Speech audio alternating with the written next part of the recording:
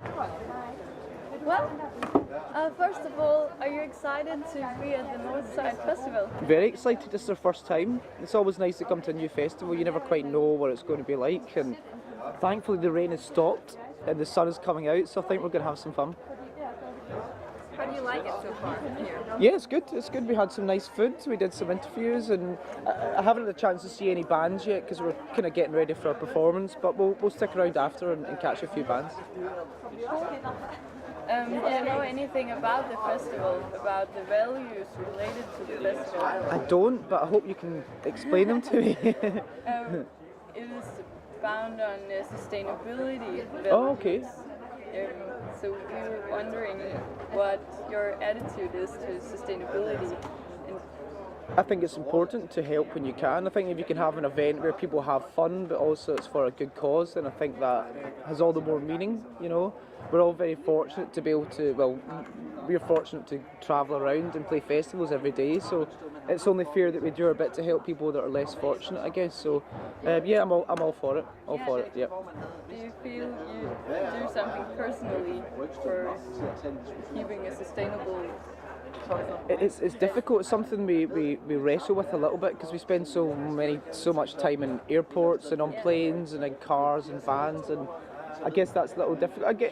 I think the important thing is that people should remember that they can make a little difference in whichever way they can, whether it's to walk more or to cycle. I like to cycle a lot, so that sort of thing. And it's difficult to make grand gestures and think you're going to change the world, but if everybody felt like that, nothing would change. So I think we all have to make small changes when we can. Fortunately, the rain has just stopped, but have you prepared if it's going to rain? What are you going to do? Get wet, probably. As I'm at, there's not really much you can do when Mother Nature decides that it's going to rain. But I think you can just see. I don't know if you can see in your camera, but it's just started to. The sun has started to shine. So we always play with our tops off. So it doesn't matter if we get wet anyway. Then it's only our skin. Just dry it off. Exactly. Yeah, and how about the audience? How will you keep the audience happy if it starts raining?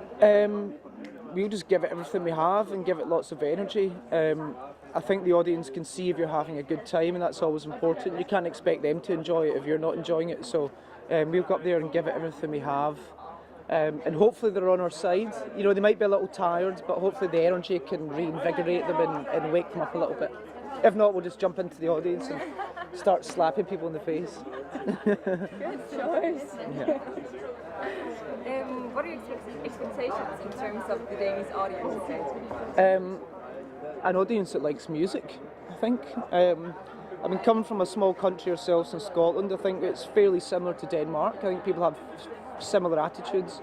And people come to these sort of events, you know, people work hard in this country, you have a great way of life, but people work really hard. So I think when it comes to the weekend and comes to a festival, people let their hair down and really go for it. So I think people will be lively, and hopefully there might be some people singing along, you never know. So you're not afraid they're going to be a more reserved audience, like you've been blamed for before? No, every audience is different, and you can't sort of have a go at, you know, people enjoy the show how they like. It's their show, it's not about us, you know, it's about the audience, so they can do whatever the hell they want. Cool. Do you like Denmark? Yes. Yeah, we came to Denmark when Ben and I, when we were kids, and I don't remember much of it, but I remember having a great time, and we've been here lots of times with the band and always had a really fun time. It's a very beautiful country, as I said, so it's nice to learn a little bit. I don't think we've been to Aarhus before, so it's a really beautiful town and it's nice to be here. Yeah. Did you get to see any of the town? Unfortunately not, no. We had a really early flight, so when we got to the hotel we slept for a while, and it sounds maybe a little boring. I know you want to hear about us tearing up the city, but we want to do a good show, and if you don't get any sleep, that's almost impossible. I was talking to your daughter last night, and they said that the Danish people are very beautiful. Yep. They have a weird habit of peeing in public places. Right, okay. Have you noticed anything strange about the Danish people? I haven't seen anyone peeing in strange places. I have noticed that the people are very beautiful, but people can pee where they want. That's what a festival's all about, is just doing things that are a little bit different and not worrying about how you look or how you act. Just go and have fun, piss in the corner, piss in a field, piss wherever you want, as long as you don't shit everywhere. We were wondering, can you tell us about any strange habits the Scottish people might have? I think it's often talked about the drinking culture in Scotland, and I think that's true. I think it can be a good thing and a bad thing.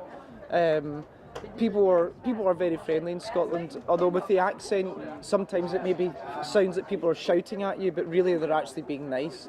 I think that's one of the strange things, especially in Glasgow. It's a very harsh accent, and we try to soften our words when we travel so people can understand. But yeah, if you get off a plane in Scotland, you might think you're in a fight, but it's really just somebody saying hello. We read about your tour or the concert you did this month during the summer. Which one are you looking most forward to? We're looking forward to them all. You know, I mean, some of them are bigger, some of them are a little smaller, but every show is a chance to go up there and play your music and trying to make a connection with the audience. So whether that's 1,000 people or 10,000 people, it's great. You know, we don't really, we're not like fame whores or anything like that. You know, we're happy playing the small shows as well as the big shows. So, no, I think it might be a bit of a mistake to single out a particular show. You know, hopefully they'll all be as good as the next. Yeah, maybe a location. Is there a country? Well, we're going to Hungary, where we haven't been there before. We're going back to Poland for only the second time. And of course, coming to our house, coming to new towns is always really fun. You never know, even if it is just getting a taxi from the airport to you find out a little bit from talking to people like yourselves. So it's all a bit of a journey of discovery. Is there anything in particular you would like the audience to remember your band by? Like after the performance, what should they have in mind? I would hope that they would see us as a band that really cares about what they're doing. We're not just here to make up the numbers, and we would like to be one of the better bands they saw on the weekends, and that's up to us to work hard and to play our songs and to go for it. It's hard to know what the audience might expect, but we always feel like every gig could be your last. You know, you have to go up there with that attitude.